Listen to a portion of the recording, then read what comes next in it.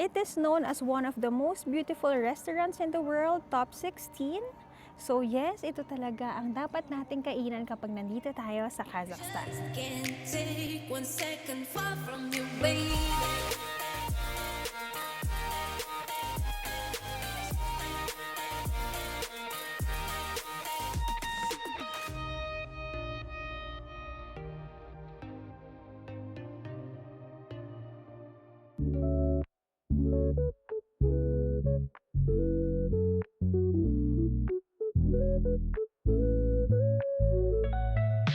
Hey guys! So for today's episode, let me take you to the most beautiful restaurants here in Kazakhstan. So for today guys, top 16 daw to in the world.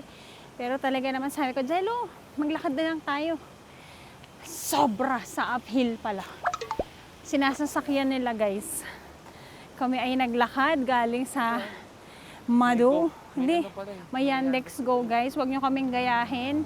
Ang sakit ng lakad. So, ano to? Sabi nga nila, kailangan pinaghihirapan ang mga bagay. So, pa-teaser lang to. Samahan nyo kami sa restaurant dito sa Almaty. And guys, ito nga rin pala yung maganda dito na hotel sa mountain. So, let me welcome you to my travel joys in Almaty, Kazakhstan. Hey! Ito yun guys, kung kayo ay may budget, magstay kayo dito sa Kazakh Owl. Yan guys, ang inyong view ay mountains. Nakita ko per night dito is around 15,000 pesos. Pero ang view daw talaga is worth it. So for today, tayo ay kakain na lang sa kanilang restaurant. Excited ako for our last night here in Kazakhstan. For today guys, let me take you to the best restaurant here in Almaty. We are here at Owl. The restaurant is built from a relocated Soviet-era yurt, redesigned into a stunning dining space in the Madu Mountains. Not just a restaurant, it's architecture, culture, and food in one. It is known as one of the most beautiful restaurants in the world, top 16. So yes, ito talaga ang dapat nating kainan kapag nandito tayo sa Kazakhstan. From lighting to sound to plating, everything is designed like a performance, not just a meal. So today, let me bring you to a place that brings ancient Kazakh nomadic culture to life through food, from a stunning yurt-inspired space to fire-cooking dishes that isn't just a dinner, it's a full experience. As you can see, we are staying here outside. Bakit? Kasi nag-walk-in lang tayo. Unlike Sandik na tayo ay nagpa-reserve today, hindi ako nakapag-reserve for our stay kasi nga we didn't know kung matutuloy ba tayo or not. Pero yun, you can have the alfresco. Pero guys, ang ganda sa loob. Napakita ko konting snippets. This is their modernized yurt. At yung experience, talaga nakatanggal ang shoes nila, nakaupo sila sa lapag. So, if you wanna try this, the very traditional way, go magpa-reserve kayo. So, now let's check the menu. Yan guys, lumabas sila lahat to. Lalis, Tatler, Prix Versailles, 50 Best Discovery, because this restaurant is on the top 16 most beautiful restaurants in the world. So guys, ang in-order natin for today, ang favorite natin na bread, barsak. Then kumuha ako ng kanilang salad. And then rib-eye steak. And then kumuha ako ng Kazakh tea at cola for Jello. Look at our view for today's dinner. Last dinner here in Kazakhstan. Let's make it worth it. Grabe, parang drawing honey yung nasa likod mo. Dumating na guys, ang ating ever favorite. Thank you! Here guys, yung salad natin. Ganito lang pala yung salad natin. Walang dahon. Tapos yung bread natin is here. Here's our Kazakh tea. Excited ako. Order, are you ready? We have our steak, rib-eye steak, our bread, and our salad. My tea is here also. Kain tayo. Play tayo. Thank you, Lord.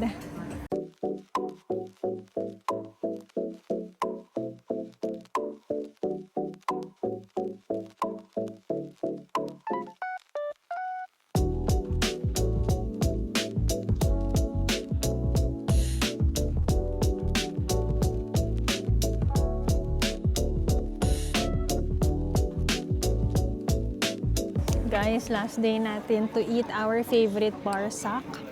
Pakita ko naman yung barsak nila dito. Complimentary na daw ito.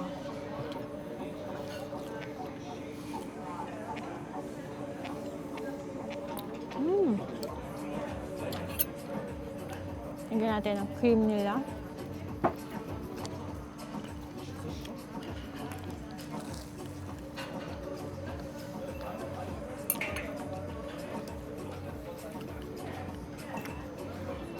This is the life. Wow. Sarap. Sobrang sarap talaga nito. Parang sa donut, guys. Pero, dito hindi oily. I love it. Tapos yung kamatis nila, diba sabi ko sa inyo, yung kamatis dito ang tamis at sobrang fresh. Tapos samahan mo ng steak nila na niluto talaga sa aged na stone. Nakita ko kanina, umaapoy ang kusina, open kitchen, makikita mo kung paano nila niluluto.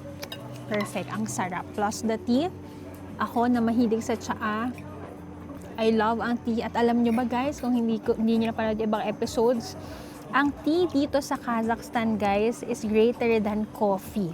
Mas matsaa sila than kape. So guys, make sure itry nyo ang mga tea nila dito kapag tapos nyo kumain or in between ng kain ninyo para mas ma-digest nyo ang mga pagkain. Kasi nga, more on meat sila dito, high meat eater sila para siguro sa digestion, this will help. Cheers! Sarap! Enjoy natin! Our rib-eye steak, guys. Medium rare. Totoo nga sinasabi ni Kuya, malamig daw kasi outside. So minamadali niya kami to eat. Sabi niya, mas masarap daw pag hot. Kasi bibilis daw yung lamig. Which is Very true. good. Very good. Very good ang lasa. Very good. Tingnan nyo naman yung drawing sa likod ni Jello. AI yan. Not AI guys. We're here at Kazakhstan. Not Switzerland, but Kazakhstan. Eating the traditional bread barsak with a view.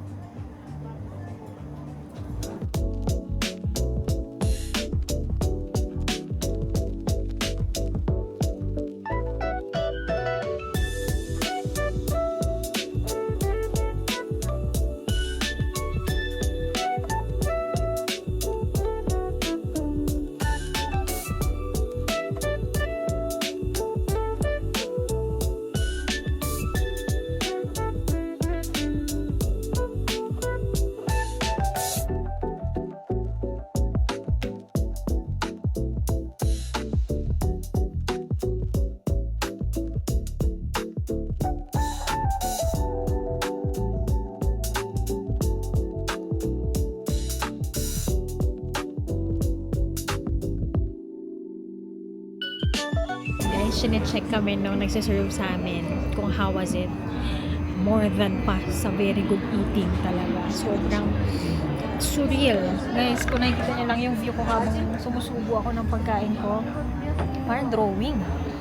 Grabe. Dumating na naman po tayo sa point na palas na yung mga subo natin at ayaw nating matapos itong meal na ito.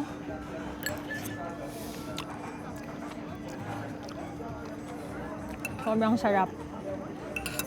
Tomato, horse meat, ribeye steak. Perfect combination. Yan yung nagsaserve sa amin. Mabait yan.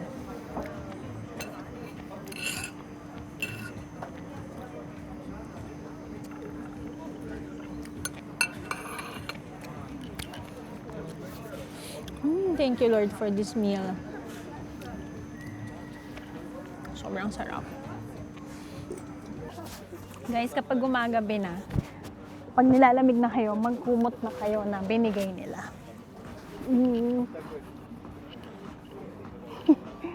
Tapos pwede na kayong mag-tsaa-tsaa. Chat ko lang honey. Naka-ano ba ako? Para naka-steak na yung chat. Paano ba to? Kaya ganyan? Ganda.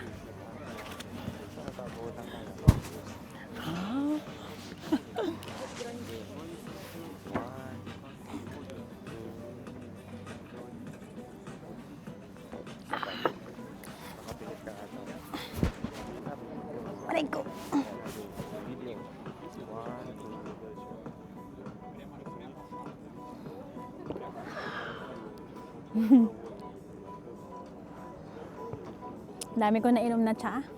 Makatulog kaya ako tonight. Inabot na tayo ng gabi, guys. It's now 7 p.m. Ganito yung itsura sa labas. Yung mga tao naman, guys, dito sila nagpipictorial. Ayan. Wala na yung view ng mountains. Ayan na siya. Here naman is the front door.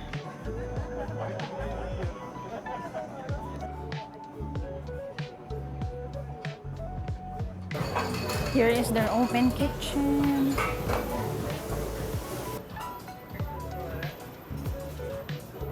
Here naman is their toilet.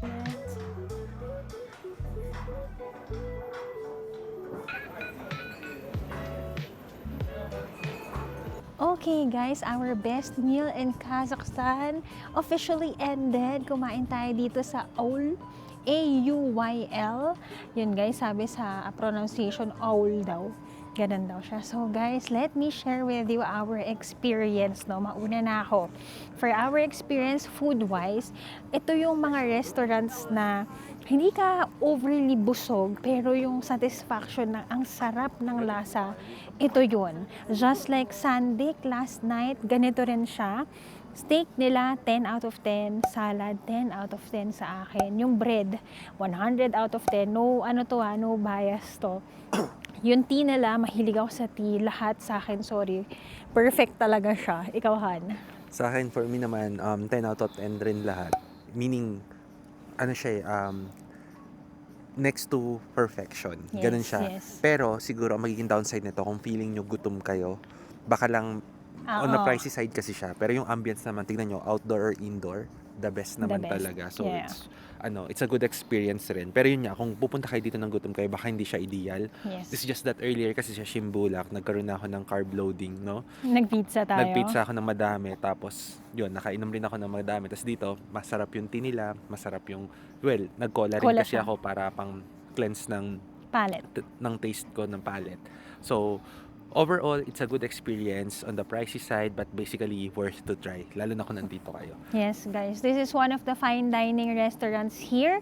And this is the best restaurant in Kazakhstan. Sabi nila.